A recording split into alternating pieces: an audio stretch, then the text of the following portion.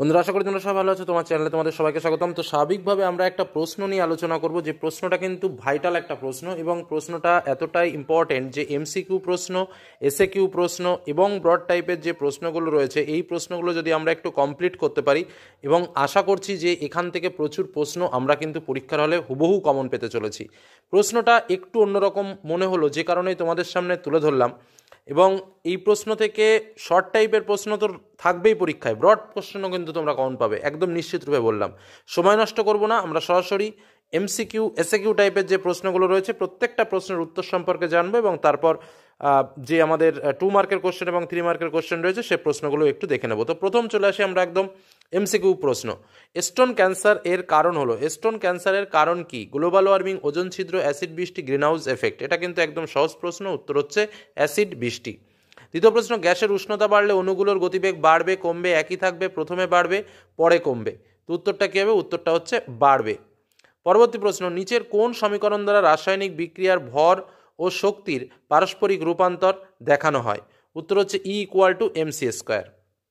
পরবর্তী প্রশ্ন, প্রদত্ত কোনটি সঠিক নয়? 3 beta equal to 2 gamma, 2 alpha equal to beta, gamma equal to 3 alpha, beta equal to gamma. তো এটার মধ্যে অ্যান্সার কোনটা হবে? স্বাভাবিকভাবে উত্তর হচ্ছে বিটা ইকুয়াল টু গামা/3।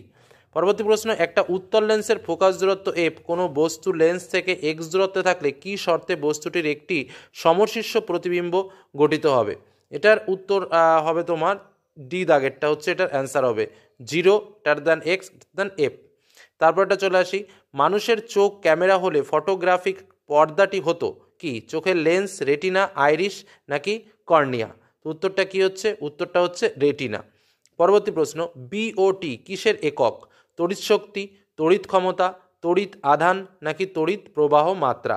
তো উত্তরটা কি হচ্ছে? উত্তরটা হচ্ছে বিওটি হচ্ছে তড়িৎ শক্তির একক। পরবর্তী প্রশ্নে আমরা চলে আসি, নিউট্রাল তারের বিভব কত ধরা হয়? নিউট্রাল তারের বিভব কত ধরা হয়? 0, 200 ভোল্ট, তারপরে হচ্ছে 220 নাকি 100? তো উত্তরটা কি হচ্ছে? উত্তর হচ্ছে তোমার 0 ধরা হয়। নিউট্রাল তারের বিভব কত ধরা হয়? 0 ধরা হয়।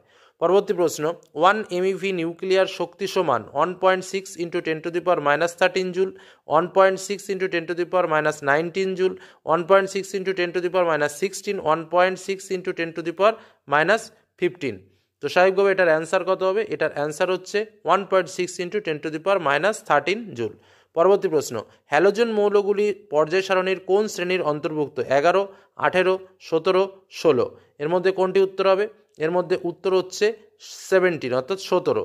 পরবর্তী প্রশ্ন, প্রদত্ত কোন হাইড্রোজেন গঠিত যৌগ তড়িৎ যোজী প্রকৃতির? HCl, CH4, H2O, LiH? প্রদত্ত কোন হাইড্রোজেন যৌগটি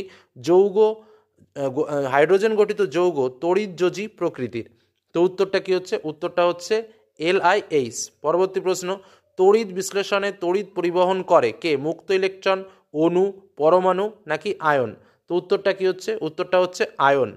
পরবর্তী প্রশ্ন চলে আসি, ইউরিয়া প্রস্তুতিতে ব্যবহৃত হয় CO এবং N2, CO ও NH3, CO2 ও N2, CO2 ও NH3? ইউরিয়া প্রস্তুতিতে ব্যবহৃত হয়, উত্তরটা কী হবে? CO2 এবং NH3 অর্থাৎ দ্বিধাগ। পরবর্তী প্রশ্ন, কোনটি লোহা অনুপস্থিত? কোনটিতে লোহা অনুপস্থিত? Invar, stainless steel, alnico, German silver? কোনটিতে লোহা অনুপস্থিত? উত্তরটা কি হচ্ছে? জার্মান সিলভারে। পরবর্তী প্রশ্ন, অ্যামাইনো অ্যাসিডে উপস্থিত কার্যকারী মূলক, অ্যামাইনো অ্যাসিডে উপস্থিত কার্যকারী মূলক কোনটি হবে? এ দাগে OH, NH2, COOH, NH2, NH2 আর COOH? তো উত্তরটা কী হবে? উত্তরটা হচ্ছে COOH অর্থাৎ বিদাগ। পরবর্তী প্রশ্নে আমরা চলে আসি এসএকিউ টাইপের প্রশ্ন, যে প্রশ্নগুলো কিন্তু মাথায় রাখবে, এমসিকিউ রূপেও কিন্তু আসতে পারে। প্রথম প্রশ্ন, বায়ুমণ্ডলের ওজোন গ্যাসের ঘনত্ব কোন এককে মাপা হয়? উত্তর হচ্ছে ডফসন এককে। আমি লিখে দিচ্ছি ডফসন এককে। ঠিক আছে। পরবর্তী প্রশ্ন কি রয়েছে? বায়োগ্যাস প্লান্টে কোন পদ্ধতিতে বায়োগ্যাস উৎপন্ন হয়? বিয়োজন পদ্ধতি। কি বললাম? বিয়োজন পদ্ধতি। ঠিক আছে। পরবর্তী প্রশ্নে আমরা চলে আসি, সৌরকোষের মুখ্য উপাদান কি? সৌরকোষের মুখ্য উপাদান হলো, আমি বলে দিই, তোমরা একটু নোট করে রাখো, সিলিকন, গ্যালিয়াম ও ক্যাডমিয়াম মিশ্রিত অর্ধ পরিবাহী পাতলা পাত, আবারও বলছি সিলিকন, হ্যাঁ সরি, হ্যাঁ ঠিকই বলেছি। প্রশ্নটা হচ্ছে সৌরকোষের মুখ্য উপাদান কি? সৌরকোষের মুখ্য উপাদান হলো সিলিকন। ঠিক আছে, এটা মাথায় রেখো, সৌরকোষের মুখ্য উপাদান সিলিকন। আর তার সঙ্গে লিখতে পারো গ্যালিয়াম ও ক্যাডমিয়াম মিশ্রিত অর্ধপরিবাহী পাতলা পাত। ওকে, পরবর্তী প্রশ্ন, বায়ুতে জলীয় বাষ্প বৃদ্ধি পেলে বায়ুর ঘনত্বের কি পরিবর্তন হবে? অবশ্যই ঘনত্ব হ্রাস পাবে, অর্থাৎ ঘনত্ব কমবে। পরবর্তী কোশ্চেন, PV/NT রাশির মান কোন ধ্রুবকের সঙ্গে সমান? উত্তর হচ্ছে সার্বজনীন গ্যাস ধ্রুবক, যেটা হচ্ছে আর, তাই তো। পরবর্তী প্রশ্ন, থার্মোস্ট্যাট যন্ত্র কোথায় ব্যবহৃত হয়? থার্মোস্ট্যাট যন্ত্র কোথায় ব্যবহৃত হয়? ইলেকট্রিক্যাল যে ইস্ত্রিগুলো আমরা পাই সেই বৈদ্যুতিক ইস্ত্রিতে ব্যবহৃত হয়। অথবা SI-তে 4°C উষ্ণতায় জলের ঘনত্ব কত? 1000 kilogram metre cube, 1000 KG per metre ঘনমিটার, ঠিক আছে, মিটার কিউব। পরবর্তী প্রশ্নতে চলে আসি, চোখের লেন্সের ফোকাস দৈর্ঘ্যের কি পরিবর্তনে হ্রস্ব দৃষ্টি রোগ হয়? তো উত্তরটা কি লিখবো? ফোকাস দৈর্ঘ্য যদি হ্রাস পেলে, ফোকাস দৈর্ঘ্য হ্রাস পেলে বা কমে গেলে। পরবর্তী প্রশ্ন, শূন্য মাধ্যম ও বায়ু মাধ্যমের মধ্যে কোনটিতে আলোর বেগ বেশি? এটা তো একদমই সহজ কোশ্চেন, শূন্য মাধ্যমে 3 × 10⁸ মিটার/সেকেন্ড হবে। পরবর্তী কোশ্চেন, ওয়াট ও ওয়াট ঘন্টার মধ্যে পার্থক্য কি? ওয়াট হলো তড়িৎ ক্ষমতার একক আর ওয়াট ঘন্টা হলো তড়িৎ শক্তির একক, তাই তো। পরবর্তী প্রশ্ন, ইলেকট্রিক বাল্বের মধ্যে কোন গ্যাস ভরা থাকে? এটা কিন্তু একদম সহজ কোশ্চেন, নাইট্রোজেন এবং আর্গন গ্যাস। পরবর্তী কোশ্চেন, ইলেকট্রিক বাল্বের মধ্যে কোন গ্যাস ভরা থাকে? বললাম নাইট্রোজেন ও আর্গন গ্যাস। পরের প্রশ্ন, নিউক্লিয়ার বিভাজন ঘটাতে কি প্রকার নিউট্রন ব্যবহার করা হয়? তো হচ্ছে তাপীয় নিউট্রন, ঠিক আছে, কি বললাম? তাপীয় নিউট্রন। পরবর্তী প্রশ্ন, অথবাতে রয়েছে শূন্যস্থান পূরণ করো। তেজস্ক্রিয় বিঘটনের পর সর্বশেষ সুস্থিত মৌল হলো ড্যাশ। সর্বশেষ সুস্থিত মৌল হলো সীসা বা লেড। কি বললাম? সীসা বা লেড। পরে আমরা চলে আসবো ডান স্তম্ভের সঙ্গে বাম স্তম্ভ। তো স্বাভাবিকভাবে দুষ্ট মৌল, তো দুষ্ট মৌল কি হবে? দুষ্ট মৌল হচ্ছে H2 অর্থাৎ 2 দাগ। পরেরটা চলে আসো, কি রয়েছে দেখো, চালকোসাইট। চালকোসাইটের সঙ্গে তোমার এদিকে হচ্ছে কোনটা হবে? চালকোসাইটের সঙ্গে Cu2S, তাই তো, অর্থাৎ 3 দাগেরটা Cu2S। আচ্ছা, তারপরেরটায় চলে আসো, তীব্র তড়িৎ ঋণাত্মক মৌল। তীব্র তড়িৎ ঋণাত্মক মৌল হচ্ছে Cl, অর্থাৎ 1 দাগেরটা হবে। পিতল ও কাঁসায় উপস্থিত ধাতু, তো এটা তো একদম রয়ে গেল, যেটা আমাদের সেটাই হবে, অর্থাৎ Cu। তারপরে চলে আসো, কি প্রশ্ন রয়েছে দেখো, হাইড্রোলিথ কিরূপ যৌগ? কি প্রশ্নটা? হাইড্রোলিথ কিরূপ যৌগ? হাইড্রোলিথ হচ্ছে তড়িৎ যোজী যৌগ। পরবর্তী প্রশ্ন, একটি তীব্র তড়িৎ বিশ্লেষ্যের উদাহরণ দাও। একটা তীব্র তড়িৎ বিশ্লেষ্যের উদাহরণ হচ্ছে NaOH। কি বললাম? NaOH, ওকে, NaOH। পরবর্তী প্রশ্নে আমরা চলে আসি, তড়িৎ বিশ্লেষণের সময় বিদ্যুৎ পরিবাহ কোন তড়িৎদ্বার মুখী হয়? বিদ্যুৎ প্রবাহ কোন তড়িৎদ্বার মুখী হয়? উত্তর হচ্ছে ক্যাথোড থেকে অ্যানোডের দিকে। কি বললাম? ক্যাথোড থেকে অ্যানোডের দিকে। পরবর্তী প্রশ্ন, একযোজী বা দ্বিযোজী আয়নে কত একক তড়িৎ বর্তমান থাকে? একযোজী বা দ্বিযোজী আয়নে কত একক তড়িৎ বর্তমান থাকে? তোমার উত্তর হচ্ছে একযোজী আয়নে 1 একক এবং দ্বিযোজী আয়নে 2 একক। কি বললাম? একযোজী আয়নে 1 একক এবং দ্বিযোজী আয়নে 2 একক। পরবর্তী প্রশ্ন, নাইট্রোজেন ঘটিত একটি গ্যাসের নাম লেখো যা ঠান্ডা জলে দ্রাব্য কিন্তু গরম জলে প্রায় অদ্রাব্য। তো এক্ষেত্রে তোমরা উত্তর লিখতে পারো নাইট্রাস অক্সাইড, অর্থাৎ N2O, নাইট্রাস অক্সাইড, ওকে। অথবাতে রয়েছে যে প্রশ্ন, স্মেলিং সল্ট তৈরিতে কোন গ্যাসটি ব্যবহার করা হয়? অ্যামোনিয়া গ্যাস ব্যবহার করা হয়, অর্থাৎ NH3। পরবর্তী কোশ্চেন, অজৈব গ্রাফাইট কি? অজৈব গ্রাফাইট হলো বোরন নাইট্রাইট। কি বললাম? Bn, যেটা সংকেত হচ্ছে Bn, বোরন নাইট্রাইট। পরবর্তী প্রশ্ন, কোন ধর্মের জন্য বহু সংখ্যক কার্বন পরমাণু পরস্পর যুক্ত হয়ে লম্বা শৃঙ্খল গঠন করতে পারে? উত্তর হচ্ছে ক্যাটিনেশন ধর্ম। কি বললাম? ক্যাটিনেশন ধর্ম, ক্যাটিনেশন ধর্ম, ওকে, ক্যাটিনেশন ধর্ম। পরবর্তী প্রশ্নে আমরা চলে আসি, HCOOH এর IUPAC নাম যেটা হবে সেটা হচ্ছে মিথানোইক অ্যাসিড। কি বললাম? Methanoic acid, methanoic acid, methanoic acid, okay, methanoic acid. পরবর্তী প্রশ্ন চলে আসো, তরল ব্রোমিনের সঙ্গে অ্যাসিটিলিনের বিক্রিয়ায় দ্রবণের বর্ণের কি পরিবর্তন হয়? লাল বর্ণের ব্রোমিন দ্রবণ বর্ণহীন হয়ে যায়। ওকে, এবার আমরা একটু 2 মার্কের প্রশ্নগুলো দেখে নিই, তারপর 3 মার্কের প্রশ্নগুলো দেখে নেবো। প্রত্যেকটা প্রশ্ন ইম্পর্টেন্ট। অপ্রচলিত শক্তি বলতে কি বোঝো? উদাহরণ দাও। 27 ডিগ্রি সেন্টিগ্রেড উষ্ণতায় 500 ঘন সেন্টিমিটার আয়তনের গ্যাসের চাপ 1 বায়ুমণ্ডলীয় চাপের সমান। চাপের মান হ্রাস পেয়ে কত হলে গ্যাসটির আয়তন ওই উষ্ণতায় 2 লিটার হবে? অথবাতে রয়েছে 760 পারদ স্তম্ভের চাপে 27 ডিগ্রি সেন্টিগ্রেড উষ্ণতায় 4.4 গ্রাম কার্বন ডাইঅক্সাইড গ্যাসের আয়তন কত?